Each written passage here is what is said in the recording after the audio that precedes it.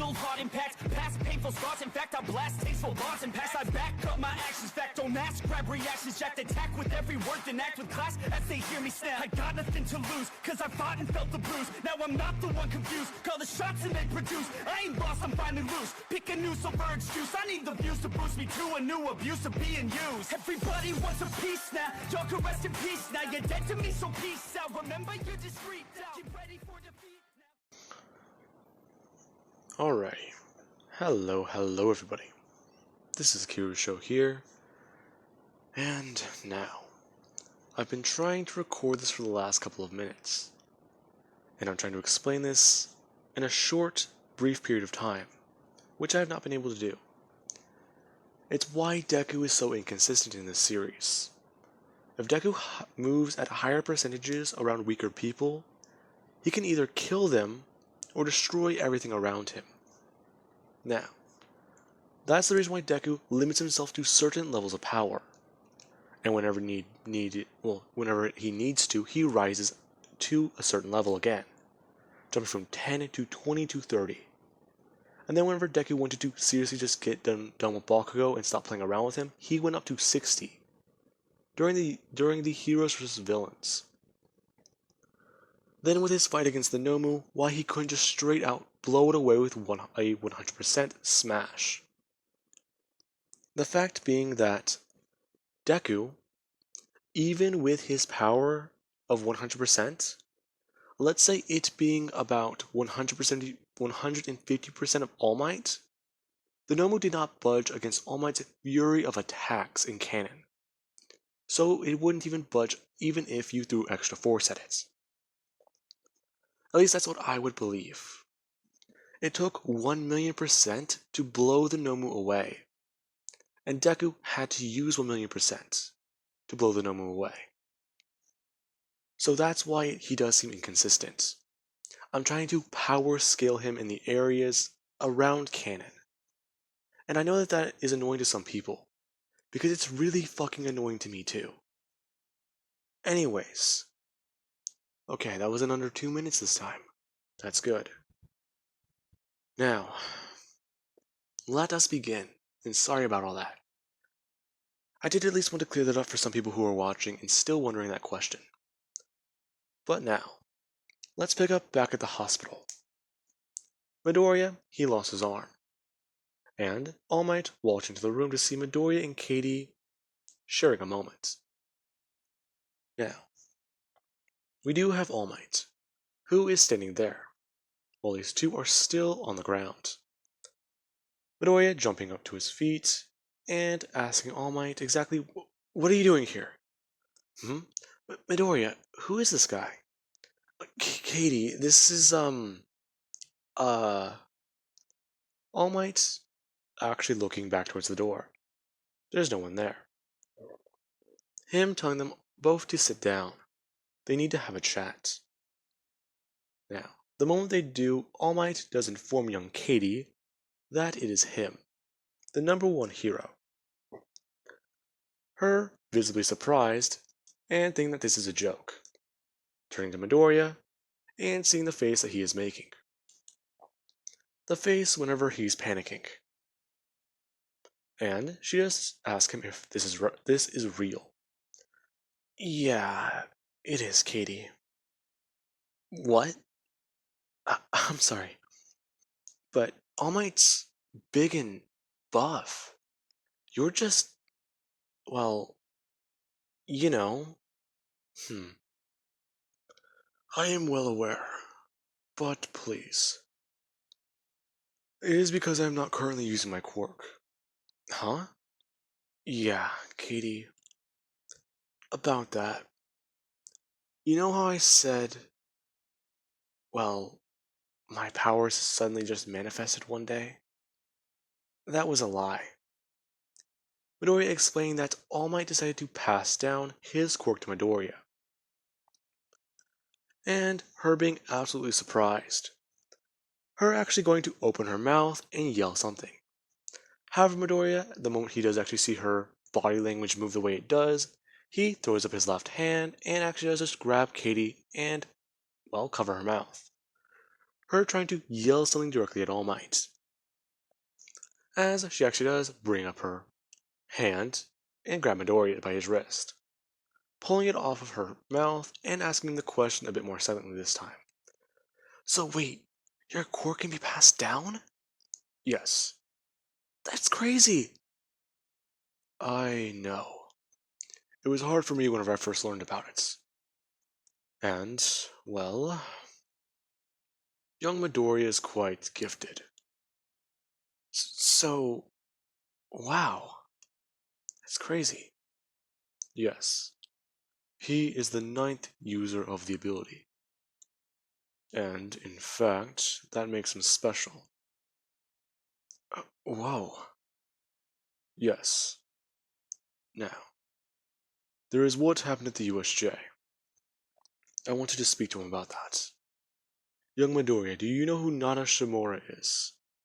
Huh? Who's Nana Shimura? Why does that name sound familiar to me? I've heard it before? No. That's not right. No, I don't think I've heard of her, but it sounds familiar. Okay. That is strange, because you were using her quirk at the USJ. What? Her quirk? Yes. I've been looking into it a bit more, and I've discovered some strange things. What do you mean strange? Well, young Midoriya, I mean, I believe that you've manifested more quirks. What? Katie, shocked by this news as well. All Might going on to explain. He's been looking into the incident with Black Whip, the quirk he manifested during the entrance exam. As he goes on to explain more and more. Principal Nezu's been gathering data, and it is believed that that man, the 5th user, he was in possession of One For All and the quirk Black Whip as well. So it would line up. If he was using an advanced version of Nana Shimura's quirk, then it also does add up. And with that, they were able to actually compact more data. And they know quirks Midoriya will be manifesting before he gets them. Him going on to ask Midoriya if he's had a sharp sensation shooting throughout his mind. Sometimes, yeah. I see. So you already have that quirk then? What quirk? I have a quirk without even realizing it? Yes. Danger Sense, Black Whip, and Float. These are the quirks you've currently manifested. Now, All Might goes on explaining. Midoriya will also be manifesting 3 more quirks. Now, for the sake of this story, I'm going to be leaving something up to you guys. Comment below 2 quirks, and Midoriya will receive them. Keep in mind, however, they cannot be OP. They must be balanced, and somewhat down to earth. Now, with that being said, this is whenever All Might, he actually does stand up, telling Midoriya that they can talk about it more at UA. However, for right now, it is risky out here in the open. Alright. Well, this is a lot to process. All Might, this has been a lot to process tonight. Yes, young Midoriya, I know. However, I myself have been frustrated. You were manifesting the quirks of the previous users. And then there was the way you were acting at the USJ. Huh? What do you mean? You called me Toshi. Only my former mentor called me that. What? Yeah, I remember you saying something. You said to Toshi, he's gotta protect the successor or something. Yeah, she is correct. The thing that's bothering me the most, you're using their quirks, but you are also somehow connected to them. The successors are speaking to you from One for All itself. Wait, so you're saying I'm talking to Ghost? Most likely, yes. In a way. I believe it's a piece of their consciousness still retained by the quirk. You share DNA with them. Hmm? What? Young Midoriya, it is the same way I passed down One for All to you. You have to share your DNA with the person. And, in fact, it does ring a bit of a bell. I believe it's like, what was that one phenomenon in nature? Katie going to say genetic memory. Or something like that. It's like your natural instincts. However, it's more like different than those. Now, with that being said, after a bit more of a conversation, All Might would leave. And Katie, she actually just walked out of the hospital room herself, telling Midoriya that she'll be back tomorrow to talk with him. Along with that, she's also going to try and cool down Midoriya's mother. She is going off on UA. Now, with that being said, we do have the next day. Inko came as soon as the hospital opened to visit her son.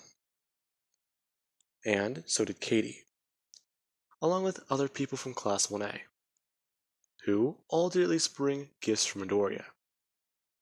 Ida bringing Midoriya a book. Karashima trying to bring Midoriya some weights. And then there actually was, let's say, Bakugo, who he did at least want to thank Midoriya in some sort of way for covering his ass at the USJ and saving a lot of people's lives. However, he doesn't want to admit it. Let's say he just got Midoriya, well, that's a very Bakugo thing. Let's say he just got Midoriya some like spicy ingredients for food or something like that. Like hot sauces or something, along with like some chili powder. A small little gift basket of hot sauce and chili powders, basically. Now, Midoriya, he does receive all these different things. And he actually is eating his breakfast and talking with his mother. Now, with that being said, Midoriya is trying to calm his mom down. However, she is still freaking out about everything. Midoriya not realizing how bad the situation really is. Until the doctor does actually come in to the hospital room and try to speak with Midoriya. Now, the doctor does ask Midoriya exactly how is he feeling. Oh, I'm feeling good. That's strange. Especially because of all the injuries within your body. Huh? What are you talking about? Young man, you are aware of how much damage your body went through before we got you here, correct? What? Well, I mean, somewhat.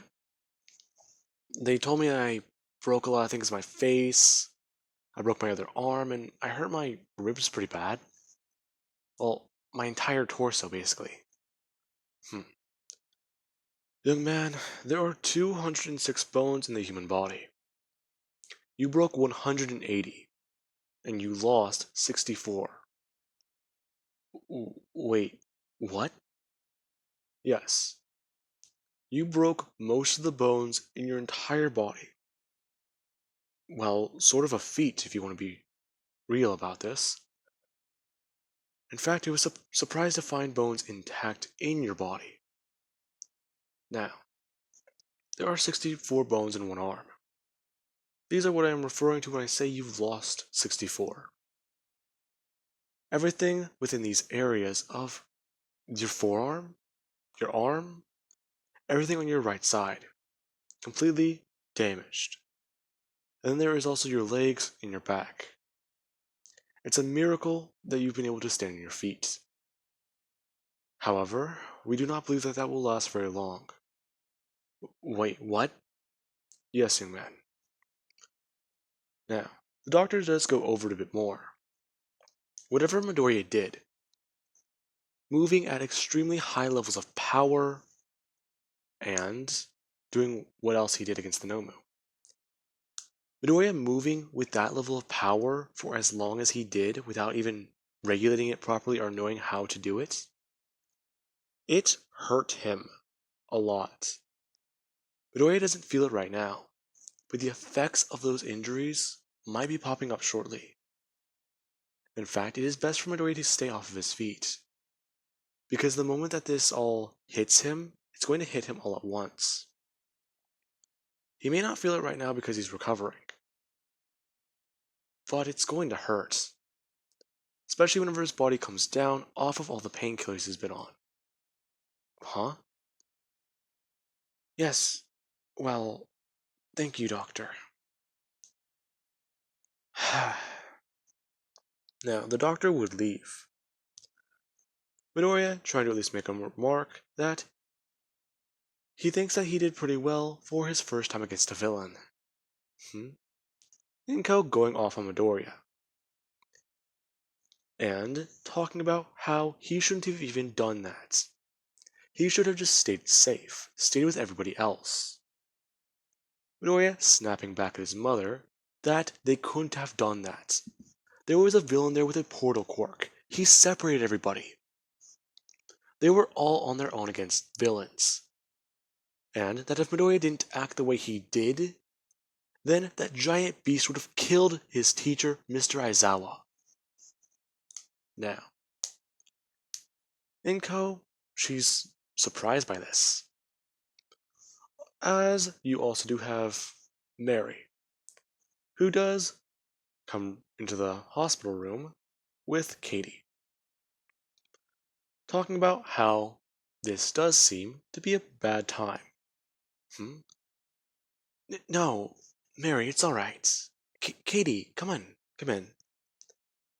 Her trying to at least get them in and get their input on this.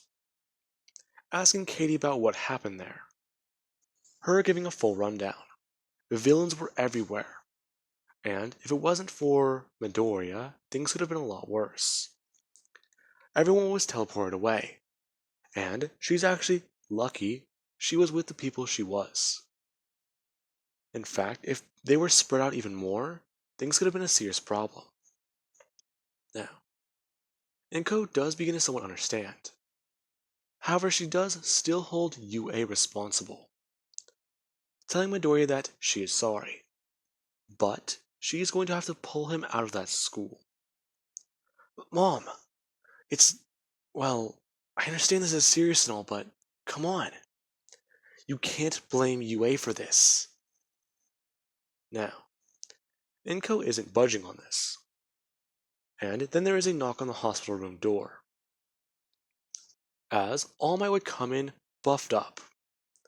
Inko, shocked.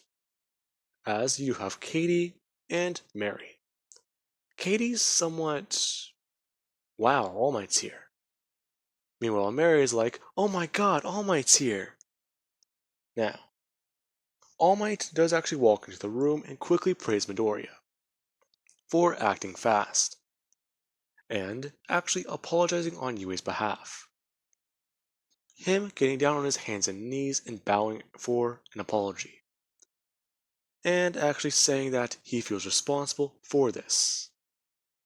Now, Principal Nezu also does walk in, and Inko is surprised to see this small mouse man, who does try to explain to Inko that UA will be beefing up security quite a lot, and that they are prepared to pay for whatever Izuku needs, hospital bills, medical bills, and surgeries. Now, Inko is quite alarmed. yes, the hospital bills and everything were going to be a hassle, but then there's also the fact that the number one hero is bowing his head in shame upon him feeling responsible for all of this, making her feel kind of bad. Hmm. Well, okay. I understand all this, but you can't just sweep in here and expect this to fix it. Hmm. We are well aware, Miss Midoriya, and that is why we are going to be trying to do everything we can to try and fix the problem. Inko shouting that there's no way they can fix this, and that her husband is on his way here. Midoriya spitting out his water. Dad's here? Wow. It's been a long time since I've seen him. Hmm. Wait, Midoriya, when was the last time you saw your dad? Midoriya trying to think. Now that you mention it, it's been a while. Or, no, it's been before he found out he was quirkless. That's strange. Now, with that being said, this would be whenever the doctor does interrupt all of them. And the doctor is surprised to see All Might, a animal man, and Miss Midoriya sitting there, talking about how he's sorry to interrupt them with whatever is going on here. However, they did just get some lab results back on a test they did perform on Midoriya, and they found an inconsistency, so they ran it against another test they had. The doctor saying in front of Inko that Midoriya has 2 more quirks. Inko nearly fainting in her chair, while Mary is surprised by this news. Now, the doctor does go on explaining that one quirk has been identified, and the other one is currently being ran through another test. However, they should have the results of that one soon.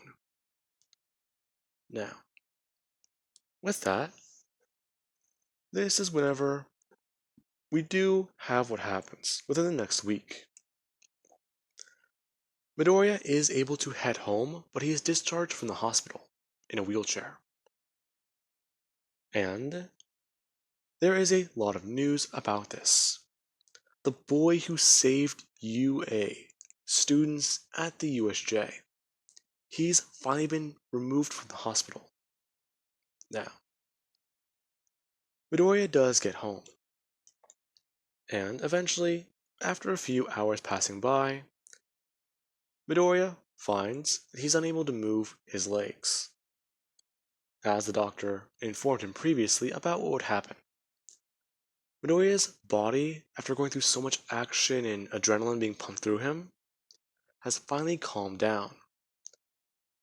And there's also the fact that his painkillers have run out. So, his body has gone completely back to normal. And Midoriya does actually need some help.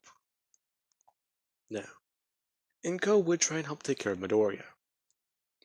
And after speaking to the doctors more, Midoriya does need to go through physical therapy to try and get back onto his feet. Now, with that being said, Midoriya is removed from UA High School, and his parents, or Midoriya's father, Hasashi Midoriya, is back in town today.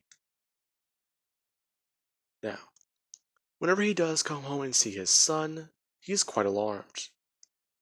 And he himself does want to go off on UA. However, they've already been trying to pay them back as much as they can. They're even talking about moving Midoriya to a housing to protect him against villains, in case the League of Villains does want to try and retaliate once again. However, heroes are already patrolling the area. And there is actually later on at dinner, where conversations are being held. Now, Midoriya, he's been trying to explain it to his father. However, Inko, she's not budging. she does not want to lose her baby. And Midoriya is still pissed off. Him heading to his room after at least finishing dinner. Now, once he does actually get there, he does actually text Katie, talking about how it's bullshit. And she actually does somewhat agree with him.